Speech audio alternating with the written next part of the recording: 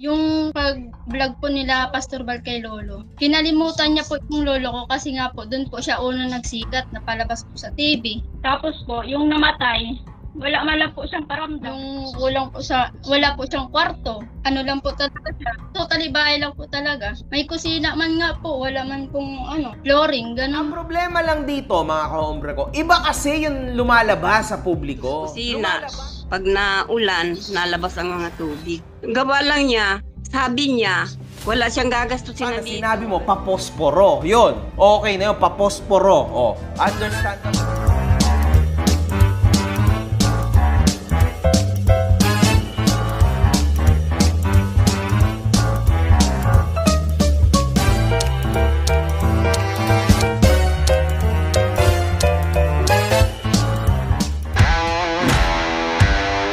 Ang sarap talaga mabuhay.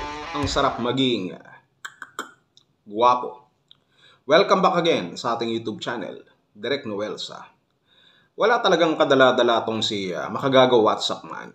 Talagang naghahanap siya ng sakit ng ulo, sanhi ng utak niya na may sapot ng gagamba. Bakit ko nasabing may sapot ng gagamba? Sapagkat hindi siya nakakapag-isip ngayon ng tama.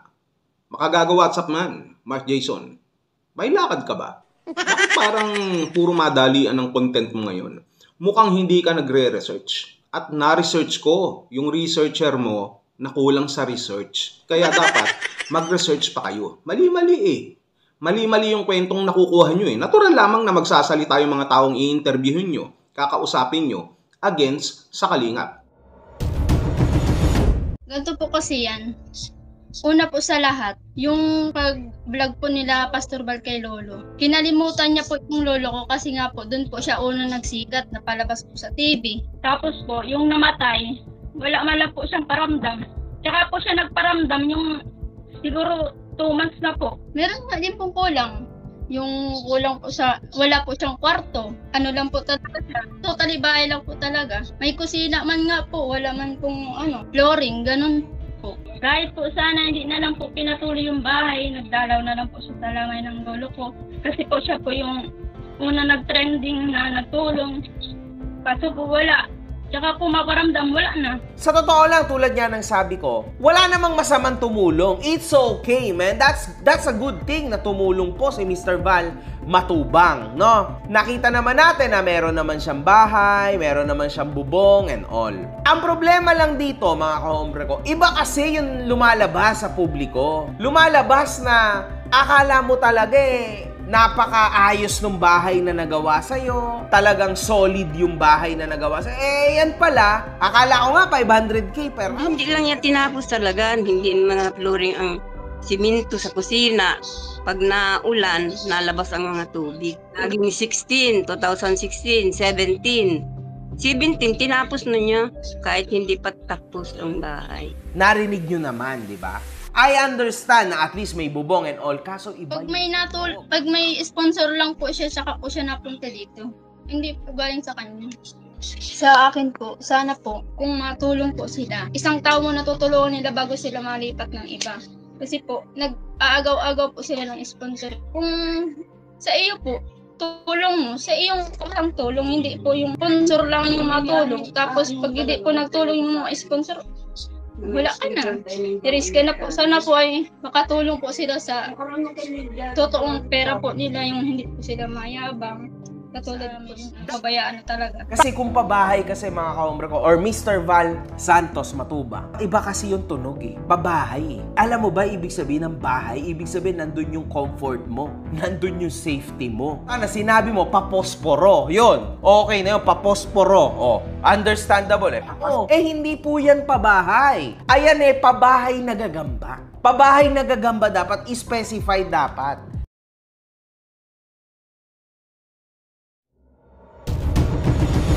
Paano naman kami? Nakuha nyo ba yung side namin? Tanong kayo ng tanong, hindi nyo naman kami binibigyan ng tamang pagkakataon para makapagpaliwanag. Nag-aantay kayo ng paliwanag, subalit bago kami magpaliwanag, nahusgahan na ang kalingap agad. That's unfair, man. That's unfair. O ngayon, kinausap nyo ngayon, yung apo ng dating beneficiary ni Kuya Val Santos Matubang na kargador sa palengke, si Lolo. Ang tanong dito ngayon, talaga bang eksakto yung kwento nung apo at nung lola? sapagkat hindi tinapos ang bahay, walang kisame, walang flooring at marami pang iba. Namatay na lahat si Lolo, hindi pa dinalaw ni Kuya Bal. At sana daw, sabi nitong apo, ay kung pupunta doon, wag daw magyabang. Dapat daw galing doon sa sariling bulsa ni Kuya Bal. Na para bang sinasabi niya na puro sa sponsor lang nanggagaling. Yung pera, yung itinutulong, yung pinagpapatayo ng bahay. Na pinapalabas nila na walang kakayanan si Kuya Bal na tumulong. Parang sinasabi nila na wag na lang tumulong kung walang kakayanan. Yung mga ganyang klaseng pag-iisip, mga ungrateful yan. Hindi kayo marunong magpasalamat. Walang utang na loob yung mga ganyang klaseng tao. Sapagkat ang tanong dito, nung nagawa ba kahit papano yung bahay na yan, kaiba dun sa dati ninyong sitwasyon, although hindi ganun kalaki, kalawak ang agwat ng sitwasyon nyo noon, hindi natin maitatanggi na nakatulong pa rin si Kuya Bal. Ang tanong dito, nung nagawa ba ang bahay nyo, kahit na hindi pa natatapos ng mga oras na yun, nagpasalamat ba kayo kay Kuya Bal? Nagpasalamat ba kayo? Tinulungan na kayo, yun ang pinaka-importante dito. Tsaka bakit ano ba ang kasalanan sa inyo ni Kuya Bal? At para bang ang laki-laki ng utang sa inyo ni Kuya Bal na hindi natapos noon ang inyong pamamahay? Bakit? Sinubuan na kayo ng pagkain, gusto nyo pa kasama yung kutsara at tinidor. Kulang yan. Dapat hindi lang kutsara at tinidor ang inyong lunukin. No? Dapat magluto pa kami talaga ng bonggang-bongga, no? Ng mga kare-kare, yung mga masasarap na pagkain, lechon. Yan. Kulang pala. Lechon kawali. No? Kainin nyo yung lechon, pati yung kawali. Magkabukod yun. Hindi yung lechon kawali. Lechon at kawali. Kainin nyo na lahat. Pati kaldero, kalan, freezer, lahat na. Kasi parang hindi kayo nasasatisfied eh. Wala kayong gratefulness. Sa tingin ko yung pamilya nyo ungrateful. Walang appreciation doon sa ginawa ng tao. Kung kami yon, nagawa na ng ganong klaseng bahay at sa tingin namin, yun ang kayang maitulong ni Kuya Bal. Dahil hindi naman lahat ng sponsor nakakapagbigay ng mga panahon na yun. Nung mga panahon na yun, hindi ganoon kalaki ang views. Nung mga panahon ngayon, limitado yung sources, yung resources. Pero ginagawa pa rin yung kanyang bahagi para mapatayo yung inyong bahay. Kahit papaano, sa inyo na rin ang galing na kapag may sponsor si Kuya Bal, means kapag mayroong nakapagbigay kahit papaano, pumupunta sa inyo. Ang dapat nyong pagtakhan, kapag may sponsor si Kuya Bal, at hindi pa rin pumupunta sa inyo at walang naipapagawa doon sa inyong bahay. Ano ba talaga? Kasi naguguluhan ako eh.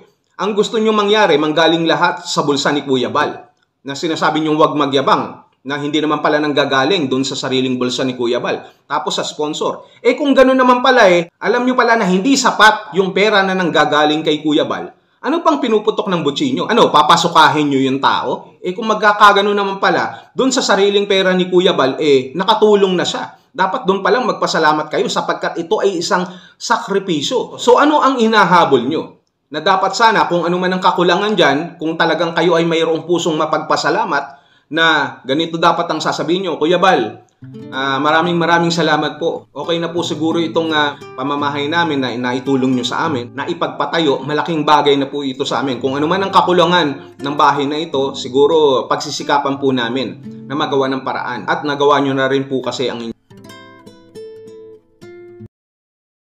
malabas pa ngayon na utang na loob pa ni Kuya Bal, na responsibilidad kayo ni Kuya Bal. Ano pang hinahabol nyo kung alam nyo naman pala na wala na halos pera si Kuya Bal, pero binibigay pa rin sa inyo para sa inyong bahay. Sa makatuwid, pinag-iisipan nyo si Kuya Bal na pinapaasa lamang kayo, niloloko lamang kayo kahit na mayroong sponsor. O di ba? Ito hindi ako sure pero sa tingin ko kaya natagalan na balikan kayo ni Kuya Bal, sa totoo lang. Baka lang aside from the sponsor na hinihintay niya para maibigay sa inyo. Sa tingin ko, nakakaramdam din si Kuya Bal. Nakakaramdam yung Team Kalingap na parang sa umpisa pa lang, marami na kayong demand. Nanghihingi na ng bagong cellphone. Hindi natin alam behind that kung ano pa yung mga hinihingi nyo agad kay Kuya Bal. Dahil iniisip nyo, maraming pera na hawak si Kuya na galing sa sponsor na hindi binibigay sa inyo, na hindi tinutupad ni Kuya Bal yung kanyang pangako sa inyo na ipaparenovate, tatapusin ang inyong pamamahay. Ang nakakapagtaka lang dito, bakit parang ang laki ng kasalanan sa inyo ni Kuya Bal? Gusto nyong sirain si Kuya Bal? Kayo ba nakapagpasalamat na noon?